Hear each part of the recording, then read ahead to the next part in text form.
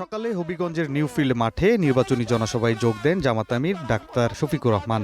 জনসভায় তিনি নতুন বাংলাদেশ গড়ার বার্তা তুলে ধরেন। জামাত আমির বলেন, আগামীর বাংলাদেশ মেধার ভিত্তিতেই যোগ্য ব্যক্তিরা তাদের কর্মসংস্থান খুঁজে পাবেন। ক্ষমতায় গেলে হবিগঞ্জের চা বাগানগুলোকে আধুনিকায়ন করে স্থানীয় অর্থনীতির আমূল পরিবর্তন করা হবে, যা এই অঞ্চলের মানুষের জীবনমান উন্নয়ন হবে। আল্লাহ তাআলা আমাদেরকে সুযোগ দিলে এই দেশ পরিচালনার আমরা চাঁদাবাজের হাত বন্ধ করে দেব ইনশাআল্লাহ।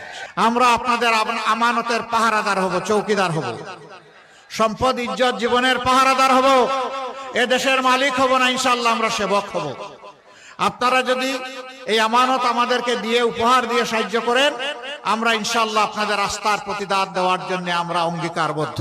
অসৎ ও দুর্নীতিবাজ নেতৃত্বের কারণেই বাংলাদেশের সাধারণ মানুষের ভাগ্যের প্রকৃত পরিবর্তন হয়নি বলেও দাবি করেন তিনি।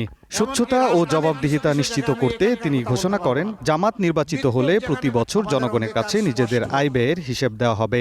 আমাদের যারা নির্বাচিত হবেন আল্লাহ তাআলার মেহেরবানিতে এবং আপনাদের দোয়া ভালোবাসা বুঝে তারা প্রতি বছর একবার জনগণের সামনে তাদের আয় ব্যয়ের হিসাব প্রকাশ করতে বাধ্য হবেন।